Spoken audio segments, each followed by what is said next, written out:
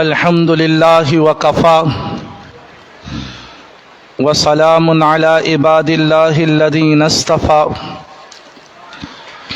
أما بعد فأعوذ بالله من الشيطان الرجيم بسم الله الرحمن الرحيم تبارك الذي نزل الفرقان على عبده ليكون للعالمين نذيرا وقال النبي صلى الله عليه وسلم ارحموا من في الأرض يرحمكم من في السماء أو كما قال عليه الصلاة والسلام يا ربي صل وسل دائما أبدا على حبيبك خير خلق كلهم هو الحبيب الذي ترجى شفاعته لکل حول من الاحوال مقتحمی۔ میرے قابل احترام بزرگان دین اور عزیز ساتھیوں، قرآن پاک کی تکمیل کا موقع ہے اور یہی طلبہ اور یہ ننھے منھے بچوں نے جو یہاں پر آپ کے سامنے بہت اچھے انداز میں حمد باری تعالیٰ پیش کی، اور ان قراء حضرات نے رمضان کی پور اندر تراویح میں قرآن پاک آپ کو سنایا، ان کے والدین بہت ہی زیادہ مبارک کے مستحق ہیں۔ یہی ہمارا قیمتی سرمایہ ہے، یہی اب میرے اور آپ کے لیے صدقہ جاریہ ہے۔ حدیث میں آتا ہے کہ ولد صالح یدعو له، کہ وہ نیک صالح اولاد جو ماں باپ کے لیے موت کے بعد دعا کرتے ہیں، نیک اعمال کرتے ہیں، یہ والدین کے لیے بہترین صدقہ جاریہ ہے۔ ان بچوں کے لیے تربیت گاہ یہی دینی ادارے ہیں، ایمان کی حفاظت کی جگہ یہی مساجد ہیں۔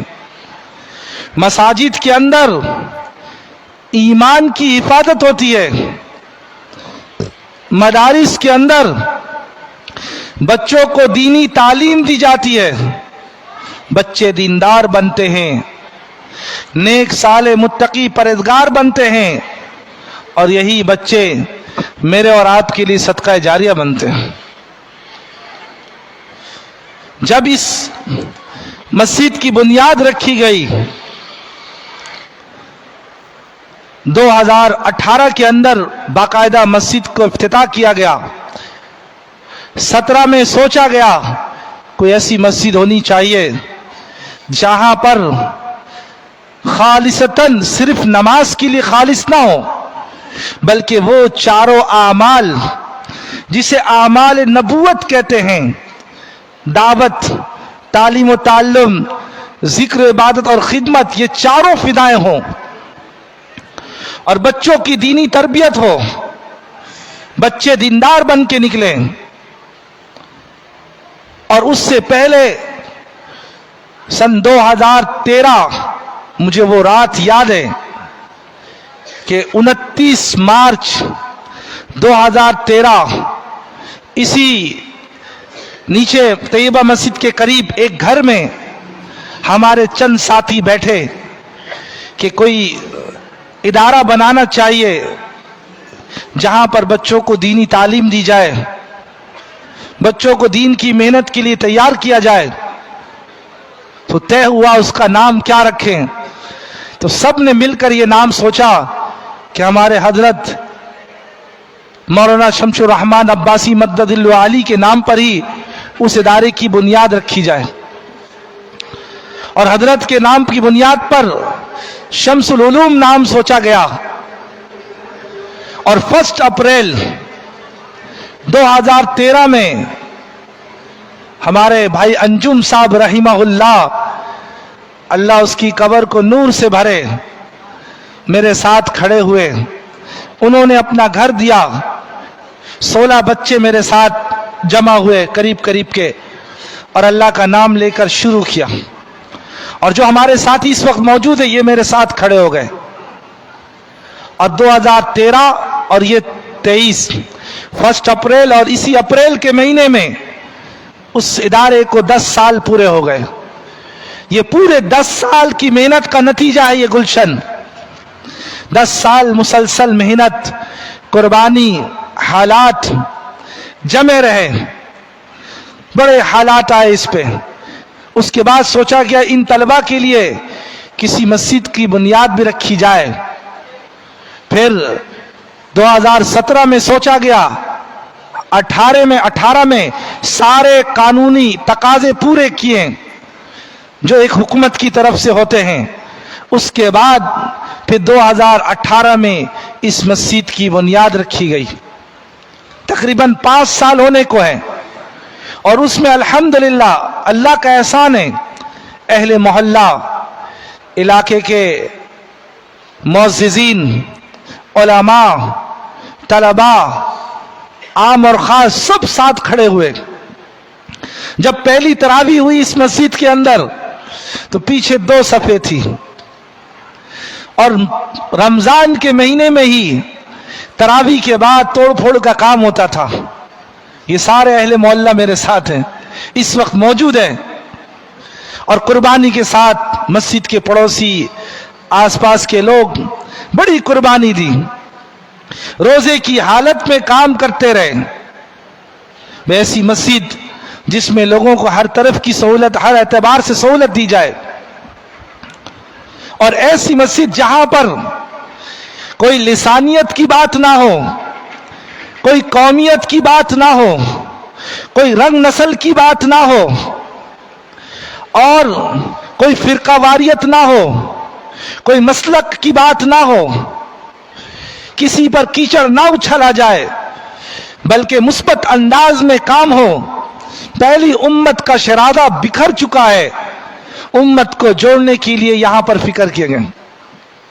اس لیے پہلے دن سے ہماری یہ فکر رہی ہے یہاں ممبر محراب سے ایسی بات چلے جس سے سب کے اندر جوڑ پیدا ہو. پھر جب کمیٹی بنائی گئی تو اس کمیٹی کے اندر بھی ہر قوم کے لوگوں کو رکھا گیا جو قریب قریب کے ہیں، تاکہ انتظامی امور کے اندر کوئی یہ نہ سمجھے کسی خاص قوم کے اعتبار سے، زبان لسان کے اعتبار سے یہ مسجد بنی ہے. نہ، ایک امت بنائی گئی، امت پناہ، جو مولانا یوسف صاحب رحمت اللہ علیہ کا آخری بیان ہے، درد بھرا، اور اس بیان کا نام ہے امت پناہ. وہ میرے سامنے تھا کہ انسان کے اندر امت پناہ، امت کی خیر خواہی ہو، ایک جذبہ ہو. پھر کل اصول طے کیے گئے، سارے انتظامیہ مل کر، اور ایک اصول کے کچھ اصول بناتے ہیں، اور اس اصول کو دیوار پہ چسپاں کر دیا گیا تاکہ میں اور آپ رہے نہ رہیں، ہمارے بعد جو بھی ہماری نسل، ہمارے لوگ آئے یہاں سنبھالنے کے لیے، اس کے سامنے یہ ہو کہ اس مسجد کا بنیادی مقصد یہ 4 ہیں، کوئی اور چیز نہیں. اور ان 4 پر اعلیٰ سطح پر کام ہو رہا ہے. ان میں سب سے پہلی چیز وہ سنت کی دعوت ہے. سنت کو رواج دیا جائے تاکہ اس معاشرت سے ساری غیر سنت چیزیں ختم ہو جائے اور ہر آدمی کی زندگی میں سنت آئے. اس کے لیے اللہ کے فضل کرم سے مسجد میں 5 اعمال کی ترتیب ہے، تعلیم کا حلقہ ہے، اور اسی طریقے سے لوگ مسجد میں نمازی بڑھ جائے، لوگ دیندار بن جائے، اس کے لیے مسجد میں لوگ وقت دے رہے ہیں، سیرودی کی جماعتیں نکل رہی ہیں، اور اسی طریقے سے روزانہ مشورہ ہو رہا ہے. اور یہ سارے 5 اعمال تعلیم و تعلم کی فضا الحمدللہ سنت کی احیاء کے لیے فکر مند ہے. اس کے بعد دوسرا منشور تعلیم و تربیت ہے. وہ تعلیم اور تربیت کے اندر ہمارے یہاں مکتب کی ترتیب ہے، مکتب بیت العلم. جس میں قرآن پاک کے ساتھ 5 کتابیں اور پڑھائی جاتی ہیں اسلامیت کی، جس کے اندر عربی لغت ہے، ایمانیات ہے، عقائد ہے، عربی بول چال ہے، مسنون دعائیں ہیں، سیرت ہے، آخرت ہے، جس کے مکتب بیت العلم کے طرف سے جس کے ایک نصاب تعلیم ہے وہ یہاں پڑھایا جاتا ہے۔ اللہ کے فضل کرم سے بچے حافظ قرآن بن کے نکل رہے ہیں، اور بچوں کے ساتھ پھر بچیوں کے لیے دینی تعلیم اور تربیت کے لیے الگ ادارہ بنا دیا گیا۔ اس وقت تقریباً 100 بچیاں اور 4 معلمات پڑھانے والی علیحدہ ساری ترتیب ہے کہ جو بچیاں بڑی ہو جائیں اس کو مرد تعلیم نہ دیں بلکہ بچیوں کو تعلیم قاریہ ہی دیں، پردے کا ماحول ہو، ساری چیز کا لحاظ رکھ کے محلے والوں کے لیے یہاں پر دینی تربیت، تعلیم اور تربیت کے لیے بچیوں کا الگ نظام بنایا گیا۔ پھر یہ سوچا گیا کہ ہمارے یہاں ہماری بڑی عورتوں کو بھی مستورات کے اندر بھی دینی تعلیم کی تربیت ہو، تو اس کے لیے آئندہ سال جو آنے والا ہے 15 شوال سے انشاءاللہ تعالی یہاں پر 1 سالہ کورس اور 3 سالہ اور 7 سالہ کورس یہ یہاں پر شروع ہو رہا ہے۔ جو 1 سالہ کورس شروع ہو رہا ہے اس 1 سالہ کورس کے اندر اس کا نام رکھا گیا ہے تعلیم النساء، عورتوں کی تعلیم۔ اس میں ہماری بڑی عمر کی مستورات کو یا وہ مستورات، وہ بچیاں جو مکمل تعلیم دین حاصل نہیں کر سکتی لمبے اوقات کے لیے 1 سال صرف ہمیں دے دیں، بنیادی موٹی موٹی تعلیمیں وہ سیکھ جائیں گی۔ یہ ضرورت کیوں محسوس کی گئی؟ میں بارہا یہ واقعہ سنا چکا ہوں۔ رات کا وقت تھا، عشاء کے بعد غالباً 11-12 بجے کے درمیان میں اپنے ساتھیوں کے ساتھ اسی مسجد کے باہر کھڑا تھا۔ اسی محلے کے کچھ ساتھی آئے اور آ کے کہنے لگے ہمارے گھر میں ایک بڑی عمر کی مستورات کا انتقال ہو گیا ہے، مولانا کوئی ان کو غسل دینے والی مستورات ہے تو ہمیں بتا دیں۔ میں نے کہا کیوں، آپ لوگوں کو غسل دینا نہیں آتا؟ کہ نہیں، جو ہماری گھر کی مستورات ہے ان کو غسل دینا نہیں آتا۔ مجھے بڑی فکر لگی کہ مسلمان اور مسلمان ہو کر مسلمان کو غسل دینا نہ آئے، کتنی فکر کی بات ہے۔ اور 11 بجے رات کو کہاں سے میں مستورات لے کر آؤں اور صبح اس کو جنازہ دینا ہے۔ بڑی فکر ہوئی کہ ہماری بڑی عمر کی عورتوں کے اندر دینی تعلیم کی بڑی کمی ہے۔ پھر میں نے اس گھر کے مرد کو بیٹھایا، اس کو ترغیب دی اور اس کو سب کچھ سکھایا کہ جا کر اپنے گھر کے محرم مستورات کو سکھاؤ اس طرح غسل دیتے ہیں۔ پھر اس نے اپنی مستورات کو جا کر اسی وقت مذاکرہ کیا اور جا کر انہی کے گھر کی مستورات نے میت کو غسل دیا، اور اس کے بعد اس کی صبح جنازے کی نماز یہاں پر ہوئی۔ لیکن وہ تو یہ ہو گیا، لیکن وہ نوجوان مجھے جگانے کے لیے کافی تھا کہ ہم اپنی بڑی مستورات کے لیے یہاں پر کوئی دینی تعلیم کا انتظام کریں، کیونکہ بچوں کا مستقبل وہ ہماری عورتوں کے ہاتھ میں ہے۔ میں آپ صبح نکلتے رات کو آتے، اگر ہماری عورتیں دیندار نہ ہوئی تو بچے دیندار نہیں ہوں گے۔ بہت فکر کی ضرورت۔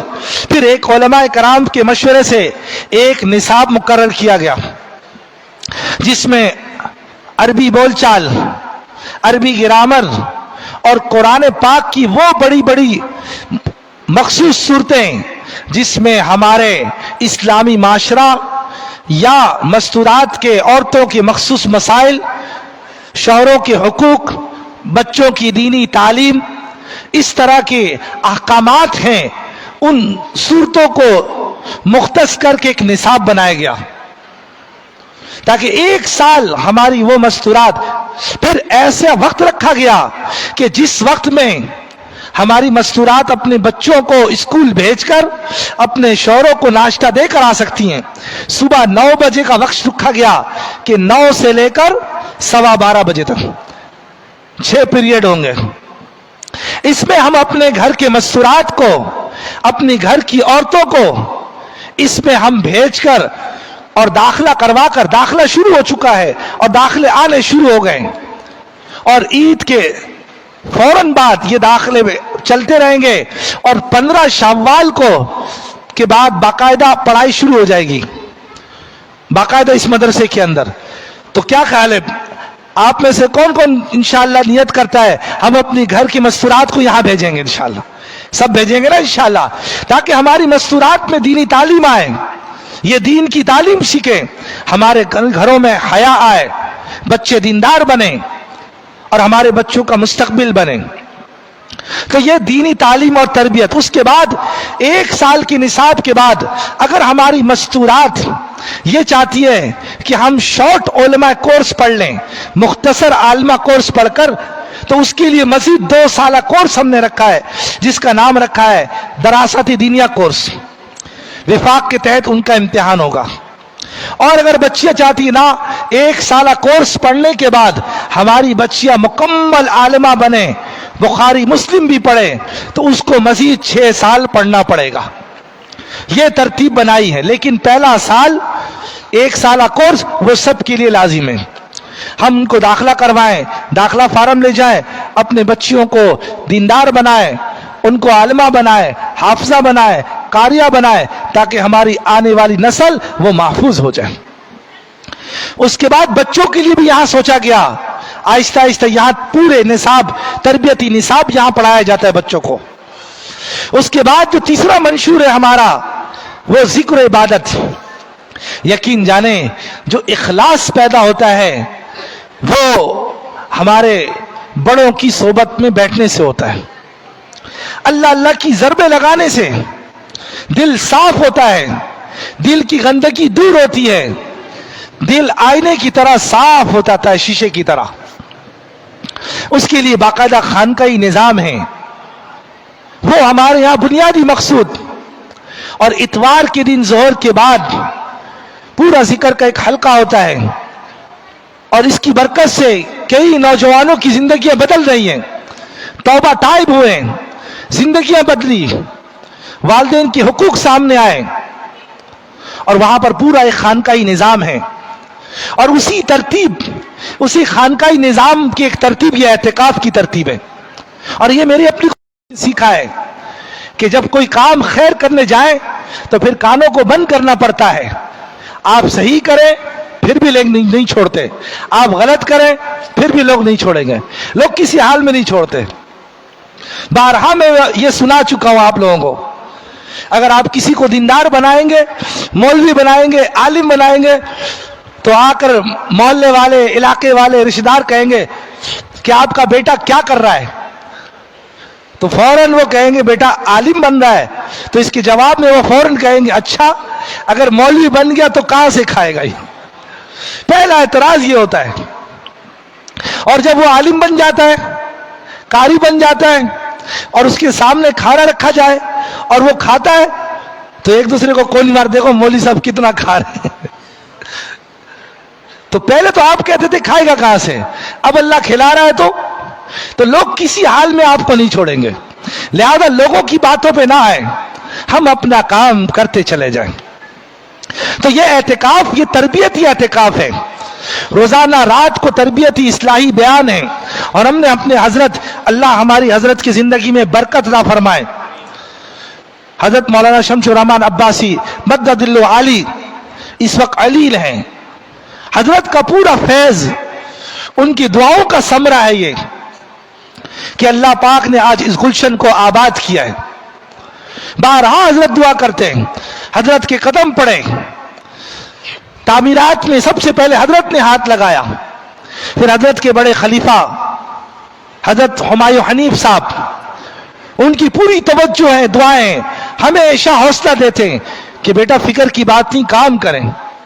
سارے لوگوں کے اعتراض کا جواب وہ میرا آپ کا کام ہے، مثبت انداز میں کام کریں. تو ایک خانقائی نظام ہے یہاں پر. اعتکاف بھی اسی کی ایک صورت ہے. مولانا ذکری رحمۃ اللہ علیہ، ہمارے کئی بڑے اکابرین، مفتی شاہد صاحب مدد اللہ علی، کئی جگہوں میں ہمارے حضرت کے ہاں تو تقریباً 250-300 کے قریب مجمع یہ اعتکاف میں ہر سال بیٹھتا ہے. اسی طریقے سے چوتھا اصول جو ہم نے اس مسجد کے بنیادی اصول اور مقاصد ہے وہ خدمت خلق ہے. اس کا پہلے دن سے ہم نے سوچا کہ مسجد صرف نماز کے لیے نہ ہو، ہمارے ارد گرد کے محلے کے لوگ اور یہ سارے اہل محلہ کے سامنے ہیں.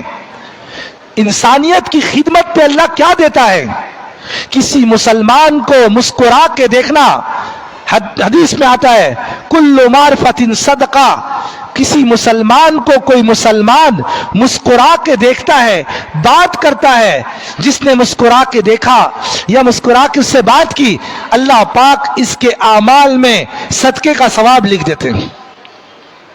کسی مسلمان سے مصافحہ کیا اور مسلمان سے مصافحہ کرنے کے بعد اس نے ہاتھ چھوڑا تو اللہ پاک ہاتھ چھوڑتے ہی اللہ اس کے گناہوں کو معاف فرما دیتے ہیں.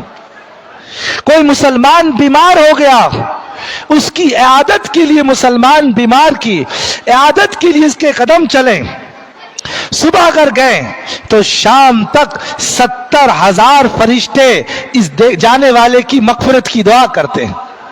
جو رات کو گیا تو صبح تک 70,000 فرشتے اس کی مغفرت کی دعا کرتے. مسلمان اللہ کیا اتنا قیمتی ہے. اور کسی نے کسی مسلمان کو پانی پلایا، اللہ اس کو جنت میں اندر شرابن طہورا پلائیں گے. جس نے کسی مسلمان کو جوڑا دیا، اللہ اس کو جنت کا جوڑا پہنائیں گے. کسی نے کسی مسلمان کے غم کو دور کر دیا، کل قیامت میں اللہ اس کی پریشانی کو دور کر دیں گے. کسی نے مسلمان نے کسی یتیم کے سر پہ ہاتھ رکھا، اس کو تسلی دی، صرف ہاتھ رکھ کے تسلی دی. اس کے ہاتھ کے نیچے جتنے بال آئیں گے، ہر بال کے بدلے ہاتھ رکھنے والے کے اعمال میں ایک نیکی لکھ دی جاتی ہے. اندازہ لگائیں، چھوٹا عمل انسانیت کی خدمت. بلکہ ایک روایت میں نے پڑھا، جو کسی مسلمان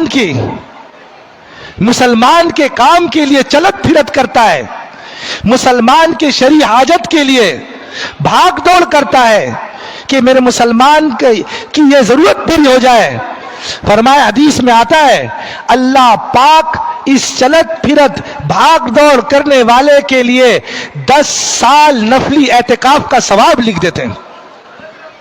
ایک دن کے اعتکاف کا ثواب کتنا ہے؟ جو اللہ کی رضا کے لیے ایک دن کا اعتکاف کرے گا، اللہ اس کے اور جہنم کے درمیان 3 خندقیں بنا دیتے ہیں، اور ایک خندق کا فاصلہ زمین آسمان کے درمیان ہے. اتنا یہ جہنم سے دور ہو جاتا ہے. جس نے ایک دن کا اعتکاف کیا اور جس کو 10 سال نفلی اعتکاف کا ثواب ملے گا، آپ اندازہ لگائیں اس کو کیا اجر پہنچنا. کیوں؟ کیونکہ مسلمان کے لیے خیر خواہی کر رہا ہے. کسی مسلمان کا انتقال ہو گیا اور اس کے جنازے میں صرف 100 افراد جمع ہو جائے، جنازے میں 100 افراد جمع ہو جائے اور دعا میں کیا جنازے میں کرتے ہیں؟ اللہم اغفر لی حینا و میتنا، اور مغفرت کی دعا کرتے ہیں. صرف 100 آدمی جنازے میں ہو، اللہ اس 100 آدمی کی دعا اس میت کے حق میں قبول کرتے اور اللہ اس میت کی مغفرت فرما دیتے. اور انتقال کے بعد کسی نے کسی میت کو غسل دیا، اللہ ہم سب کو توفیق عطا فرمائے. لوگ ڈرتے ہیں پتہ نہیں کیا ہو جائے گا. کئی دفعہ رات کو بھی فون آیا، مولانا کہاں ہے؟ وہ غسل دینا ہے. اللہ کے بندے خود دے دیں. مسلمان کو غسل دینے کی فضیلت اگر پتہ چل جائے، آج مسلمانوں کے متعلق میں بتا رہا ہوں، فرمایا جس نے حدیث میں آتا ہے جس نے کسی مسلمان کو میت کا غسل دیا، غسل دینے والے کے 40 کبیرہ گناہ اللہ معاف فرما دیتے ہیں. 40 کبیرہ گناہ. جس نے کسی مسلمان کو کے لیے کفن کا انتظام کیا، اللہ جنت میں اس کے لیے ریشم کے پتلے اور موٹے لباس کا اللہ انتظام فرمائے گا۔ کیا لگتا ہے؟ اس کے لیے ہم ترتیب بنا رہے ہیں انشاءاللہ، مسلمان کے کفن دفن کا انتظام انشاءاللہ ہم اس مسجد سے کریں گے انشاءاللہ۔ آپ لوگ ہمارا ساتھ دیں گے نا انشاءاللہ؟ سب کو اجر ملے گا اس کا، سب کو۔ اسی طریقے سے مسلمان تو مسلمان انسانیت کی خدمت کے لیے کسی انسان کے بھوک کو دور کر دے، کل قیامت میں اللہ اس کے بھوک کو دور کر دیں گے۔ کسی مسلمان کو ایک گلاس پانی پلایا، اللہ اس کے بدلے اس کو جنت عطا فرمائیں گے۔ ابھی ہم نے اسی رمضان میں بھی اللہ کے فضل و کرم سے گھروں میں پہنچایا ہے۔ تقریباً یہ تحدیث بھی نعمت کے طور پہ کہہ رہا ہوں، پورے سال بھی خفیہ طور پہ ہمارے ساتھی ایسے لوگ، ایسے گھرانے جہاں پر معاشی حالات یا اس وقت جو حالات چل رہے ہیں، کمپنیاں بند ہیں، کمپنیوں والوں نے چھٹی دے دی، لوگ فقر و فاقے میں آ گئے۔ حدیث میں آتا ہے قاد الفقر ان یکون کفرا، فقر و فاقہ قریب ہے کہ انسان کو کفر تک پہنچا دے۔ حضرت زین العابدین رحمت اللہ علیہ جو حسنین حضور کے خاندان سے ہیں، ان کی موت کے بعد 100 گھروں میں فاقے ہوئے۔ کسی نے پوچھا ارے ان 100 گھروں میں راشن کون پہنچاتا تھا؟ تو پتا چلا جب ان کو غسل کے لیے قمیض اٹھایا انتقال کے بعد تو ان کے کاندھے پہ بوریوں کے نشان تھے، لوگوں کو پتہ نہیں چلا۔ ہمارے کئی ایسے ساتھی ہیں، لوگ نہیں جانتے ان کو، خاموشی سے ان کے گھروں میں راشن پہنچاتے ہیں آپ حضرات کے تعاون سے۔ اور ایسے لوگ ہیں جو اپنا نام بھی ظاہر نہیں کرتے، کہتے مولانا یہ لیں، خاموشی سے کسی مستحق تک پہنچا دیں، اور کر رہے ہیں۔ سارے اہل محلہ گواہ اس پہ کہ کورونا کے زمانے میں 2200 گھرانوں میں ہماری اس مسجد سے اللہ نے خدمت لی اور گھروں تک راشن پہنچایا۔ دور دور سے عورتیں پیدل آئیں، بعض ایسی معذور عورتیں آئیں جن کو دیکھ کر مجھے رونا آ رہا تھا۔ معذور، میں نے کہا اماں آپ معذور ہو، راشن کیسے اٹھا کے لے جاؤ گی؟ پھر میں نے ساتھیوں کو بھیجا، رکشہ کروایا، رکشے میں راشن رکھوایا، اس عورت کو بیٹھایا، کہا کہ رکشے والوں کو اس کے گھر تک پہنچا کے رہو۔ اور دن رات اپنے سارے کاموں کو چھوڑ کر ہمارے ساتھی لگے رہتے ہیں۔ اور اللہ نہ کرے کسی تکلیف آ جائے، کوئی پریشانی آ جائے کسی گھر سے، ہمارے ساتھی جاتے ہیں، تحقیق کرتے ہیں کہ واقعی سادہ فوش ہے، ضرورت مند ہے، خاموشی سے اس کے گھر میں جا کر راشن دے کر آ جاتے ہیں۔ راشن کی خدمت، کھجور کی خدمت اور ایسے بہت سارے خفیہ کام۔ پھر ہمارے ساتھیوں نے سوچا کہ ہم کب تک ساتھیوں کو گھروں میں جا کر راشن دیں گے، ہم بے روزگار لوگوں کو روزگار پر کھڑا کریں، کوئی چھوٹی موٹی ایسی ترتیب بنائے کہ بے روزگار لوگ روزگار پہ کھڑا ہو تاکہ وہ پاؤں پہ کھڑا ہو جائے۔ اس کے لیے کوشش کی جا رہی ہے۔ پھر نوجوانوں کو ہنر سکھائے، ہم موبائل کی ریپیئرنگ سکھا دیں اور بلب بنانا سکھا دیں، کوئی کورسز ہم یہاں پر مدرسے میں کروائیں تاکہ یہ نوجوان جو بے روزگار ہے روزگار پہ کھڑا ہو جائے۔ جب بے روزگاری ختم ہو جائے گی تو انشاءاللہ تعالی اس کی برکت سے ہمارے اس معاشرے میں لوٹ گھسوٹ بھی ختم ہو جائے گا۔ ہم نے اگر اس معاشرے میں نوجوانوں کے لیے روزگار کی فکر اور غریبوں کو سہارا نہ دیا تو یقین جانے نہ میرا مال محفوظ رہے گا نہ آپ کا مال محفوظ رہے گا۔ انہی گلی کوچوں میں آپ کے کبھی موبائل چھینے جائیں گے، انہی گلی کوچوں میں کبھی آپ کی عزت پامال ہوگی، انہی گلی کوچوں میں کب آپ کے بچوں کو نقصان پہنچایا جائے گا۔ کیوں؟ جب معاشرے کے اندر کرپشن عام ہو جائے، معاشرے کے اندر مہنگائی بڑھ جائے، معاشرے کے اندر بے روزگاری بڑھ جائے، معاشرے کے اندر فقر و فاقہ بڑھ جائے تو معاشرے کے اندر ایسی برائی عام ہوتی ہے۔ کیوں؟ ایمان کمزور ہے، اس لیے ان چیزوں کو سوچا جا رہا ہے۔ ایک نظام خدمت کا، انسان تو انسان، اتنا وقت نہیں ہے، انسان تو انسان، اللہ اس خدمت خلق پر کہاں پہنچاتے ہیں۔ انسانیت کی خدمت بہت بڑی بات ہے، کس مقام تک آدمی پہنچتا ہے۔ کتابوں میں آتا ہے بنی اسرائیل کے اندر ایک فاحشہ، بدکار، فاحشہ عورت وہ جا رہی تھی اور اس نے دیکھا ایک کنواں ہے اور کنویں کے پاس ایک کتا ہے، نجس ہے، اور کتا اگر کسی پلیٹ پر زبان لگا دے، عام برتنوں کو 3 مرتبہ، ایسے برتنوں میں ابو داؤد کی روایت 7 مرتبہ دھونے کا حکم ہے، اور نجس جانور، لیکن دیکھا اس کی زبان باہر آ رہی ہے، پیاسا ہے، فاحشہ عورت، بدکار عورت، اس فاحشہ بدکار عورت نے اس کنویں میں اتری، اور کنویں میں اترنے کے بعد وہاں کنویں سے پانی نکالا اور نکال کر اس پیاسے کتے کو پانی پلایا۔ اللہ کی رحمت کو جوش آئے اور اللہ پاک نے اس پیاسے کتے کو پانی پلانے کی وجہ سے اللہ نے اس فاحشہ عورت کی مغفرت کر دی، اللہ نے اس کی بخشش کر دی۔ ایک جانور پر رحم کھانے پر، ایک جانور کے پیاس کے بجھانے پر اللہ کی رحمت اتنی جوش میں آئے جو کسی مسلمان انسان کی پیاس کو بجھائے گا، اس کی بھوک کو ختم کرے گا، اس کی ضرورت کو پورا کرے گا، اندازہ لگائے اللہ اس کا کیا مقام عطا فرمائے۔ اس لیے میرے تمام اہل محلہ علاقے سے درخواست ہے، جس طرح پہلے دن سے آپ حضرات میرے ساتھ، ہمارے انتظامیہ کے ساتھ کھڑے ہیں، باقاعدہ رمضان کے بعد منظم طریقے سے اس مدرسے کے سامنے وہ آفس ہے، اس کا افتتاح، کیونکہ ہماری اس مسجد کا جو اصلی نام ہے وہ انجمن جامع مسجد الیاس ہے، اس کی بنیاد یہ جو رجسٹرڈ ہے یہ انجمن جامع مسجد کے نام سے، اس کی بنیاد میں خدمت خلق ہے، تو ہم اس کو باقاعدہ عملی طور پر کرنا چاہتے ہیں۔ اس پہ آپ حضرات سے تعاون کی درخواست ہے کہ ہر معاملے میں آپ حضرات ہمارے ساتھ کھڑے ہوں، ہر اعتبار سے، جانی اعتبار سے بھی، مالی اعتبار سے بھی۔ کسی کے گھر میں میت ہو جائے اس کے کفن دفن کا انتظام کرنا، کچھ کھانا پہنچا دینا، کتنی دعا اس گھر والے دیں گے آپ حضرات کو۔ تو کیا خیال ہے آپ حضرات اس کام کے لیے ہمارے ساتھ کھڑے ہوں گے نہیں کھڑے ہوں گے؟ بھائی سب کھڑے ہیں نا انشاءاللہ؟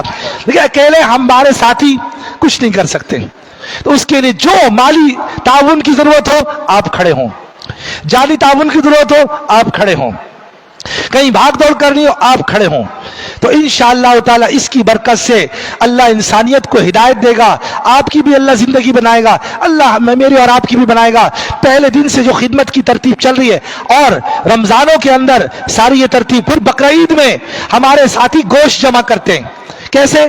ایک آدمی اپنے گھر میں اس نے 3 حصے کی قربانی کی، گھر میں 5 افراد ہیں اور 5 افراد نے قربانی کی، تو 5 افراد کتنا گوشت کھائیں گے؟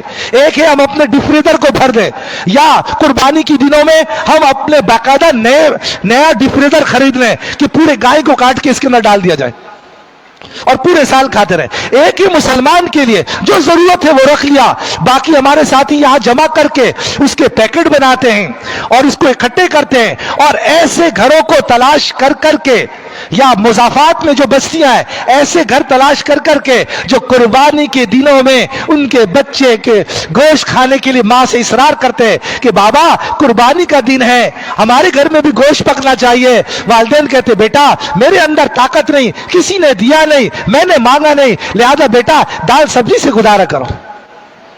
اسی محلے کی بات ہے، علاقے کی بات ہے، بالکل پکی بات کر رہا ہوں، یہاں سے بیٹھ کر جھوٹ نہیں بول سکتا۔ میرے پاس کہیں سے گوشت آیا، اسی علاقے کے اندر کی بات ہے میرے پاس، تو میں نے اہلیہ کو کہا بھائی میرے پاس تو گوشت موجود ہے، مجھے مزید رکھنے کی کیا ضرورت ہے؟ میں نے اسی گھر میں ایک سادہ پوش لوگ کے گھر پہ میں نے کسی کے ذریعے بھیج دیا، تو اس گھر کی مستورات نے مجھے پیغام دیا کہ مولانا اللہ آپ کو جزائے خیر دے، میرے بچوں نے گھر میں 2 مہینے کے بعد گوشت دیکھا ہے۔ میرے آنسو نکل گئے، اللہ ہم تو ہفتے میں کئی دفعہ کھاتے ہیں، سادہ پشت لوگ کہہ رہے مولانا میرے بچوں نے گھر میں 2 مہینے بعد دیکھا ہے گوشت۔ کہ ایسے لوگوں کی خدمت کرنا، خدمت کا جذبہ ہو، اپنی زندگی بنانے والوں کی کمی نہیں۔ آج پاکستان کا جو بگاڑ ہے، نیچے چپراسی لے کر اوپر تک میں کسی پر اعتراض نہیں کرنا، کیونکہ میرے اور آپ کے اندر سے امت پناہ نکل گیا ہے. ہر آدمی اپنی زندگی بنانے میں لگا ہے، اس کی وجہ سے نیچے سے اوپر تک بگاڑ ہوا ہے، دوسروں کی فکر ختم ہو گئی. اللہ کرے ہمارے اندر امت پناہ آ جائے، بلا تخصیص، بلا کسی چیز کے، بس یہ مسلمان ہے، انسان ہے، میرا بھائی ہے، اس کی ہم خیر خواہی کریں. کیا خیال کریں گے نا انشاءاللہ؟